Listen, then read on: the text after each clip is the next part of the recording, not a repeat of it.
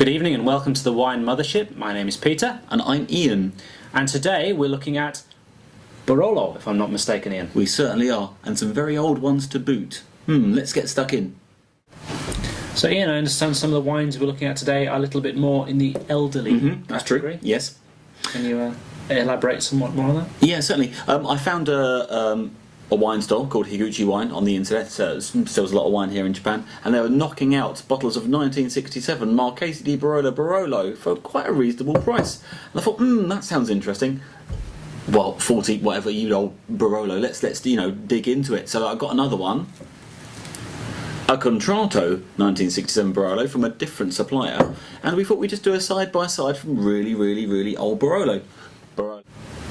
So when we think of Barolo, I mean, we've got the Nebbiolo grape in the best place in the world to grow it, according to most wine experts, and we think of bright red fruits, maybe some hints of chocolate, of course tar, rose petals. Some things you might not necessarily imagine going together pretty well, but in a lot of really fantastic quality Barolos, they come together in this wonderful concoction that's just so many kinds of food. It's just unbelievable. It's certainly something I want to get into a lot more. And we're going to start off with the 67 Marchese di Barolo. Okay, so Ian, I understand that we're starting with the Marchese. Yeah, that's right. Yeah, Give me the lowdown. Right, Marchese di Barolo, 67. When we popped the bottle open, we were a little bit worried because there was a very funky smell going on. Now, did you get the smell when you opened it? Yes, it was. It was a wall of nose. It was, yeah. It was like the Who in 1968, but instead of sound, it was nose. Yes.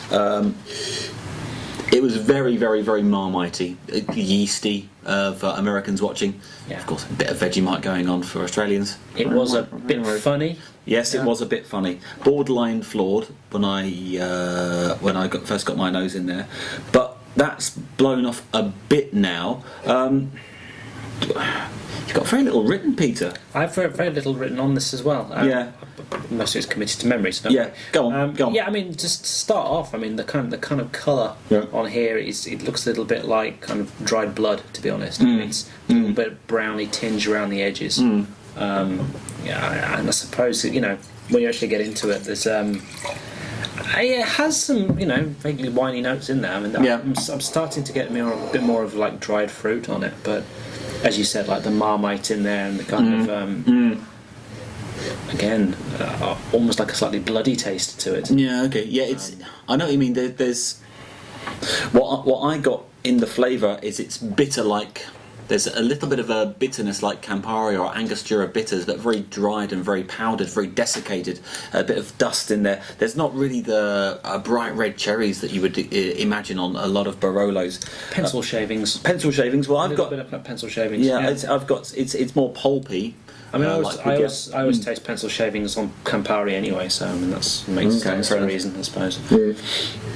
But I mean, it's not. I mean, you say borderline flawed, but I mean, that's just it, isn't it? It's still drinkable. Yeah. Right on. Welcome back, Peter. 67 Contratto Barolo. Check it out.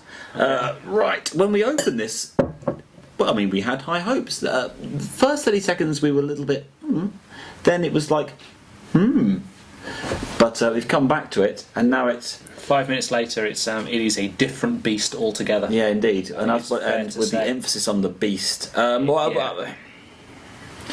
Dainty beauty to horrible hulking sweaty beast in about 30 minutes. I was delighted to find a nice persimmon rim on the edge of a beautifully aged colour, and tar and truffles when we first opened it, like a florist shop. Very kind of slightly heavy in the tannins as well. Got a bit of black tea in there. I also got a little bit of some of the kind of like drier sherries in there as well, like an Amontillado or something. Something like that. Yeah. It was kind of very started in the first little while after opening. It was very kind of very nice, sparse, frugal, better nose than body. Yeah. Okay. But I mean, you're going to get that on a lot of But that was then. Yeah, and this is now. Yeah. It's a bit pukey now, isn't it? It's pretty bad. It's a bit It's sickly, is what I want to say. The initial attack of acid when we first opened the bottle was a little bit too much. That faded after 10 minutes. It's like, oh yeah, it's getting a bit fruity now. I had a bit, bit of red cherry flesh, and I wrote down some like a red fruit baking, like a red fruit tarts. There was a little bit of yeasty but bready, and that warm baked quality to it. It was kind of nice. But now we've gone back after about half an hour to a half full bottle that we've just emptied. It smells a little bit like a convalescent ward at an animal hospital, to be honest. Now, I mean, it's pretty rancid. There's basically nothing I can say to top that. And welcome back to the shit wine review. Well, we've done a couple of shit ones already, but let's see if we can make up the triumvirate. What have you got? Welcome back to the shit wine review. Welcome back to the shit. Yeah, okay. A bit of a Freudian slip there, but quite accurate. Yay! Again, we've gone. I'm going a bit basic today. This is from Suntory, one of the biggest liquor producers in the country. Yes. And it's a Saishoku Kenbi, which is kind of like a kind of very kind of multicoloured and very healthful. Saishoku. What's the sai in Saishoku? It's kind of like colour. Oh, okay. Like different shades of colour and stuff. Okay. So I'm going to let me just pull the cork out. And okay, we go straight from the bottle. I think that's how God intended it. So yeah, I've got no cold sores at the moment. Go on, bottoms up. Pass it. It's Ribena. It just tastes exactly like Ribena. It's all right.